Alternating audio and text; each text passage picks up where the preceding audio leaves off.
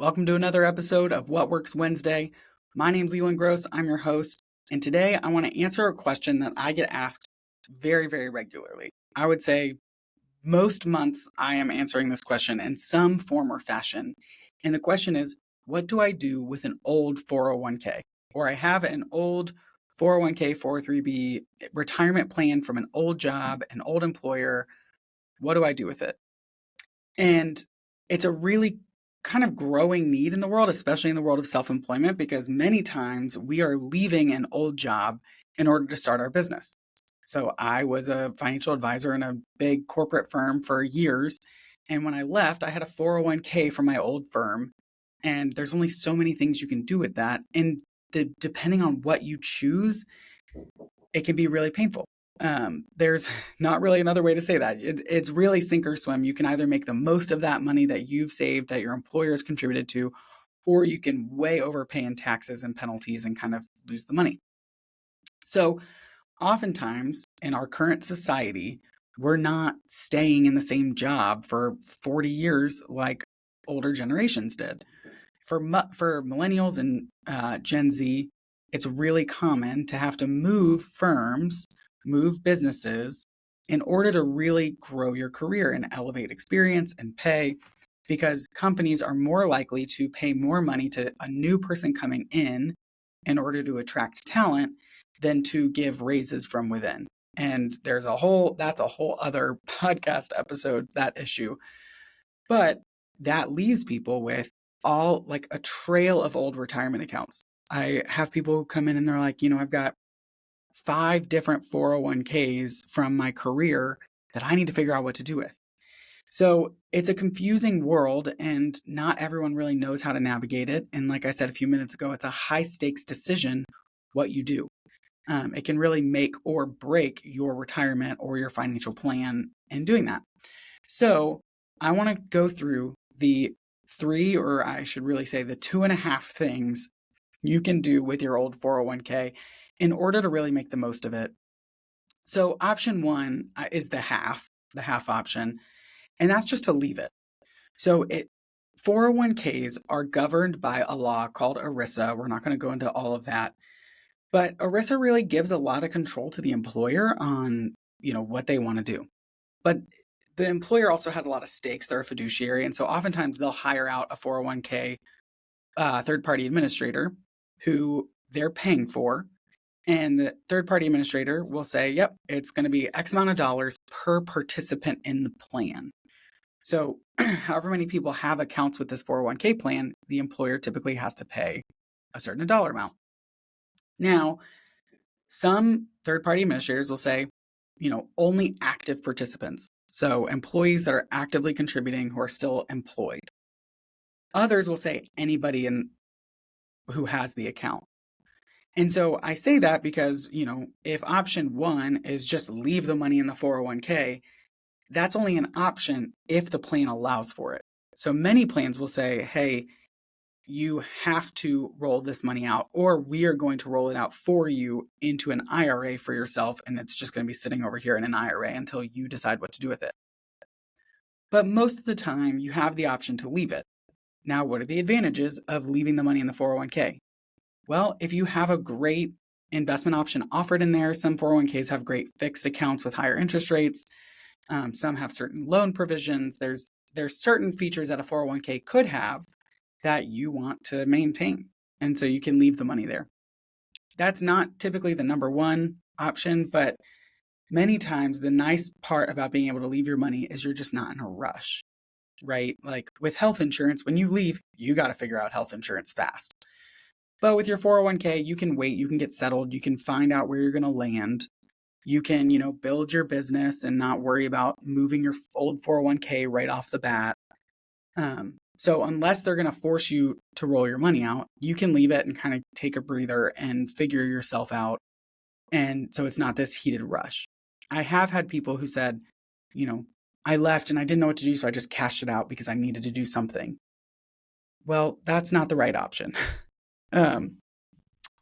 So option 1 is you can leave it, and that's okay.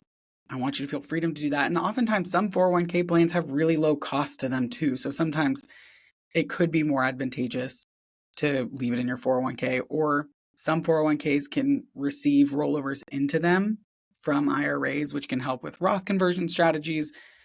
Again, we're not going to go into all the detailed nuances, but option one is you can leave it. Option two is you can move it to your new employer plan.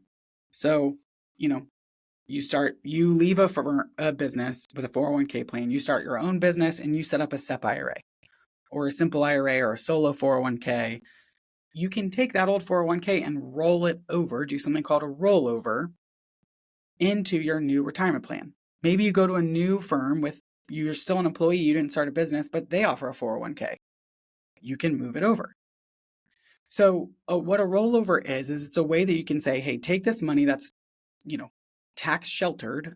So with a 401k, when you put money into it, you get a tax break. But if you take money out before retirement, you have to pay taxes and a penalty. So you don't want to do that. So a rollover says, take it out of that plan, but put it immediately into this other plan, this other retirement account. So it keeps its tax shelter, avoids the penalties, and continues to grow for retirement, but in one place. So now I'm saving into my new retirement plan and it's all still in one bucket, which is nice. So that's option two. You can always do a rollover into your new 401k plan or your new employer-sponsored retirement plan. And option number three, which I would say option number three is the most common one I see, is you can take that 401k and you can roll it into an IRA, which stands for an individual retirement account. You can roll it into an IRA for yourself. So just basically, set up your own retirement account and move it in. The reason why I see this being the most frequent option and the one that we often do with my clients, not always, but is it allows you more flexibility inside the IRA to have more investment options. So in most 401k plans or most employer-sponsored retirement plans, you're going to have anywhere from 3 to 30 investment options. You're going to have your target date funds, your risk-based funds, your actively managed funds, and your passively managed funds. And it's kind of a conglomerate that just says, whatever you need, it's here. But it may not be in alignment with your other goals, your other investment strategies. It may be expensive options. You don't really have the agency over what options are available inside your 401k plan. It's just given to you. Whereas inside of an IRA, you can really customize that to individual stocks, bonds, real estate investment trusts, exchange traded funds, you name it, you can do it. So oftentimes inside of an IRA, we can craft a much more detailed investment strategy for you.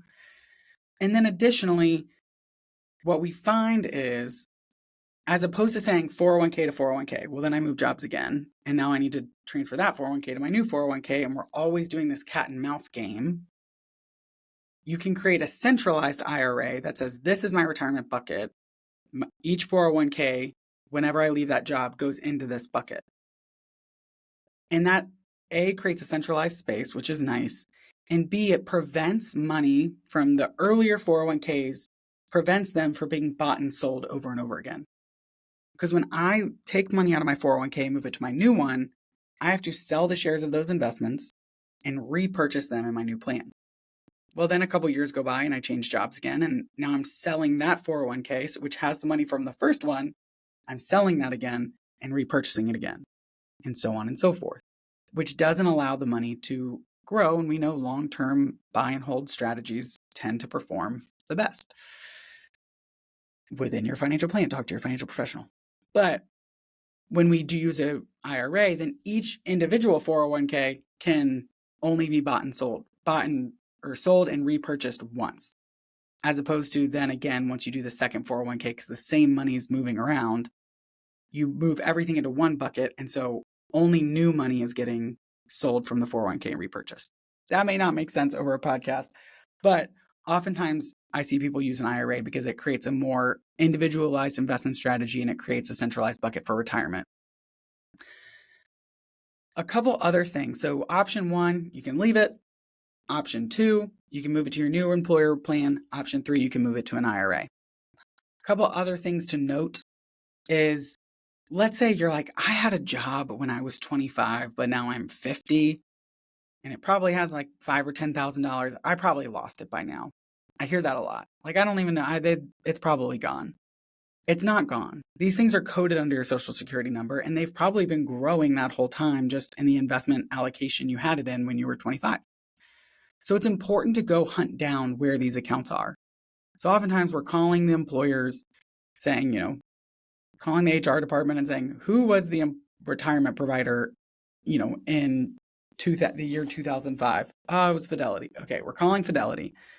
We had a 401k, it was hosted by Fidelity. Here's my social security number. They will find it for you and say, yep, here's the statement. Here are your options. So it's important. You don't want to get to retirement and have 100 buckets laying around that you got to go hunt down because you might miss out on what could be a fair amount of money. And so that's why I don't love leaving it, is keep it coming with you so it's all accounted for along the way.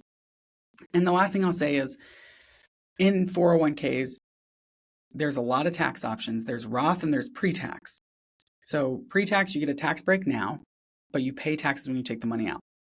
Roth is the opposite. There's no tax break now, but it's tax-free. The earnings are tax-free when you access the money in retirement. You have to move from like account to like account. So you want to take your pre-tax 401k and move it to a pre-tax IRA or another pre-tax 401k. And you want to take your Roth 401k and move it to your Roth IRA and Roth 401k. It's just a nuance that most people don't know. And if you do it wrong, it's either not allowed or it could cost you a lot of taxes. If you move a pre-tax account into a Roth account, you have to pay the taxes going into that. And that's something, unless it's part of the detailed plan and there's a purpose for it, that could cost you. It's not a loophole, but it's just a stepping stone that you could trip over. And the last thing I'll say when moving an old 401k is you cannot move it into a joint IRA with your spouse or into your spouse's retirement plan. I get that question a lot. Hey, I'm starting this business. Can I just move this 401k into my wife's 401k so it's in one spot? Makes sense. Very reasonable question. Unfortunately, it's not allowed. With retirement accounts and accounts with tax shelters, it's only allowed to have one owner, and it's going to be coded under their social security number. So I cannot create a joint retirement account with my spouse.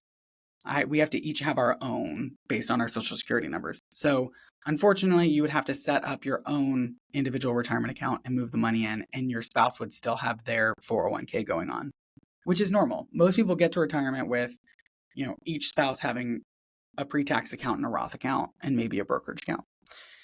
So I hope I didn't lose you on that. That was a technical episode more than ever before, but remember the three things you can do. You can leave it, but I don't recommend that, but it's a great short-term option, and it's worth exploring to see what features you might be giving up by leaving it. But overall, unless there's a feature you want to keep or a specific strategy, you don't want to have old 401ks laying around. Or you can move it to your new retirement account at your new employer if you have one, or the most common one is to move it into an IRA or Roth IRA, depending on what type of 401k you're moving, if it's traditional or Roth. So this strategy is really powerful, or this thing you should do is really powerful with your 401ks because, again, it allows you to bring this money with you, continue to grow it. Retirement, phased retirement, part-time retirement, however you want to do it, is going to be the most expensive thing you're ever going to do. To choose to not work and just fully fund your life for what could be decades is really expensive. So don't leave money on the table. Do it excellently. Roll your 401k, keep the money up to date, keep it growing well so you can build the life you want to live and prosper. All right.